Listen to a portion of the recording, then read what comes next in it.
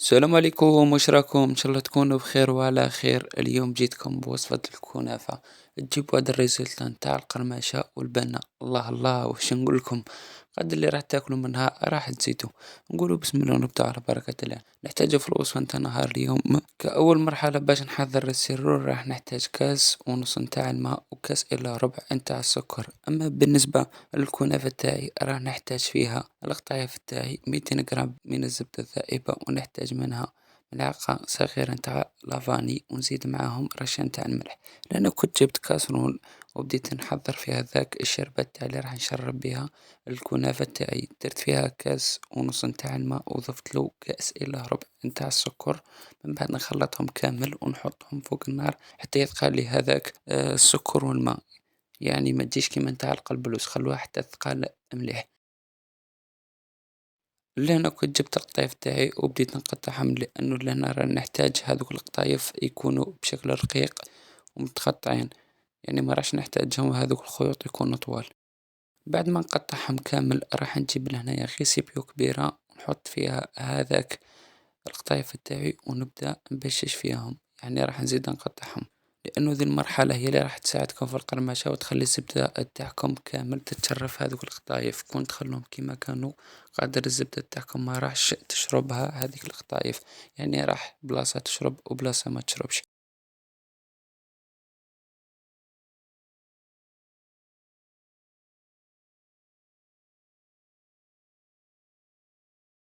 لهنا بعد ما قطعتهم وحللت كامل هذوك بششتهم هذوك القطايف تاعي، نجيب 200 غرام تاع الزبدة تاعي ونحطها فوق هذاك القطايف تاعي. من بعد ما نكمل كامل هذوك الأخرى نبدأ ندخل فيها.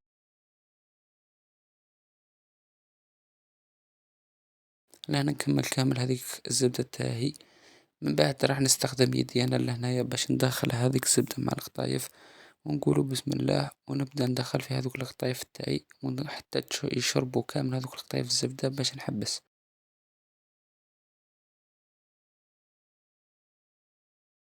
لأن قبل ما نكمل راح نضيف هذيك لافاني تاعي ونزيد لها رشة نتاع الملح، ونتم العملية تاعي ونبدأ ندخل فاني في هذيك لافاني والملح تاعي في وسط هذاك القطايف تاعي. هذه الكنافة راح تجيكم روعة روعة روعة بواحد القرماشة وواحد الحشو. هذا راح تاكلها وحدكم وتعطي لحتى واحد في الدار، بس انت لازم تعطي لهم. لأن كنت جبت سنيوة تاعي، سنيوة تاع الكنافة ندلها شوية تاع الزبدة من تحت. من بعد ما نبدا نكمل هذيك السنيوة تاعي نبدا نشكل في الكنافة تاعي بهذوك القطايف تاعي اللي كنت جربتهم بالزبدة. لهنايا راح انايا نخدم في الوسط، الأطراف ما راح نخدمهم. يعني راح نشكل حفرة باش نحشي هذيك الجوزة تاعي اللي طحنتها أنا. لأن كنت جبت جوزة، يعني كل واحد والاختيار تاعو، كل واحد واش يحتاج في الكنافة تاعو. يعني الحشو اختياري. ونضيف لهم ثاني أنا نخدم لنا بأوبتيلا، اللي عنده نيوتيلا يخدم بنيوتيلا واللي عنده ماكسون يخدم بالماكسون. المهم أي شوكولاتة على الطري. لأن بعد ما شكلت قاعدة ولا كما قلت لكم أنا لهنايا حفرة، يعني خدمت غير على الوسط والأطراف ما تشيتهمش. راح نجيب هذيك الجوزة تاعي اللي كنت طحنتها ونسويها كامل في وسط هذيك القاعدة. من بعد لهنا راح نضيف لها شوية نتاع الشوكولاتة للطلي. من بعد ما نضيف لها كامل هذيك الشوكولاتة للطلي تاعي راح ثاني نعاود نرجع نغلقها بالقطايف تاعي اللي كنت شربتهم بالزبدة.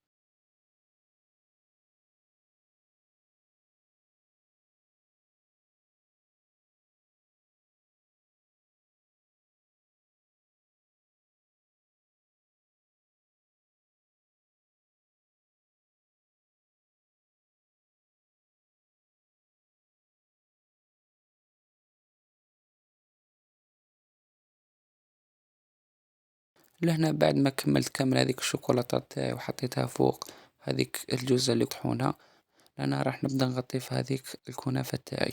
لهنايا ما تكثروش القطايف تاعكم غير حبر ما تغطوهم.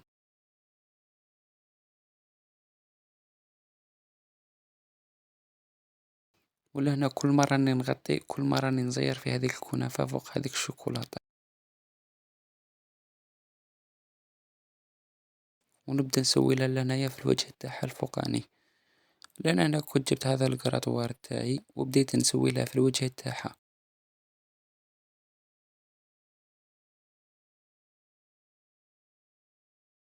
شوفوا لهنا أنا كيفاش راني نزير باش هذيك الكنافة تاعي تخرج لي الشكل تاعها شباب.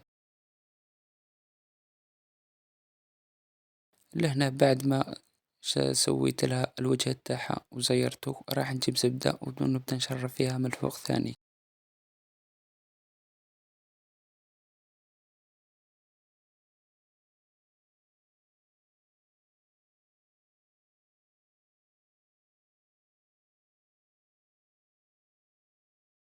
من بعد ما نشربها كامل لهنايا راح ندخلها على درجة حرارة 160 درجة، نشعلها من الفوق ومن تحت على نار قليلة، يعني اللي قلت لكم عليها هي 160 درجة، ونخرجها. شوفوا لي لهنايا بعد ما طابت هذاك الإحمرار وهذيك القرمشة اللي راها فيها.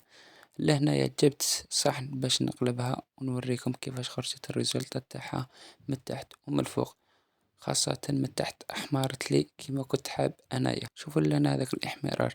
من بعد ما نخرجها راح ندير لها لهنايا الشربة تاعي، نبدأ نشرب كامل في هذه الكنافة تاعي. وكنت جبت لهنايا ثاني شوكولاتة للطلي وبعض المكسرات، وجبت ثاني كراميل. نبدأ نمشي كامل في هذيك الشوكولاتة تاعي فوق هذيك الكنافة بعد ما شربتها، ونبدأ نشكل في التزيين تاعي. من بعد راح نضيف لها ثاني هذاك الكراميل، قادر ما يكونش عندك تكتفي فقط بشوكولاتة للطلي.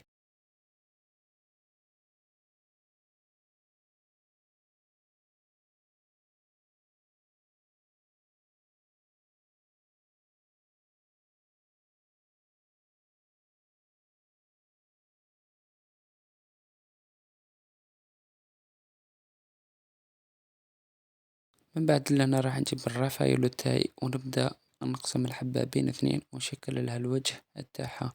يعني قلت لكم التزيين اختياري، انتي واش عندك وانت على حساب القدرة الشرائية تاعك، يعني ما تكلفيش روحك، كل واحد وكيفاش وكل واحد واش عنده.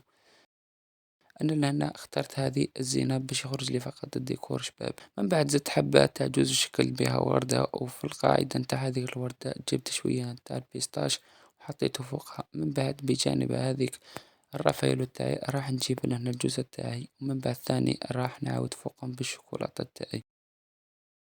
انا هذه الكمية اللي درتها لكم تاع الباطة نتاع القطايف كانت قطعت لي 4 كيما هذو الكنافة، يعني الحجم الكبير هذا، لأنه كاين الحجم المتوسط وكاين الحجم الصغير ثاني.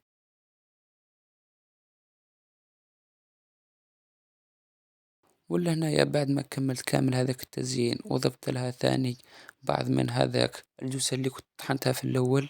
شوفوا لي لهنايا كي جيت نقطعها فيها واحدة القرماشة واحدة البنة الذوب لوحدها الذوب لوحدها. أنا في التقطع وتقطعت الروح أقول مانيش أنا قطعتها. لهنا أنا بعد ما قطعتها راح نوريها لكم كيفاش خرجت لي هذيك الكنافة تاعي. شوفوا لي لهنا هذاك الحشو في الوسط، وشوفوا لي هذاك الإحمرار في الأوجه تاعها. هذه كانت وصفتنا لنهار اليوم، إن شاء الله تكون عجبتكم ونالت إعجابكم، ونلتقي في وصفة أخرى إن شاء الله. لا تنسوا الاشتراك في القناة ووضع زر اللايك وتفعيل الجرس ليصلكم كل جديد.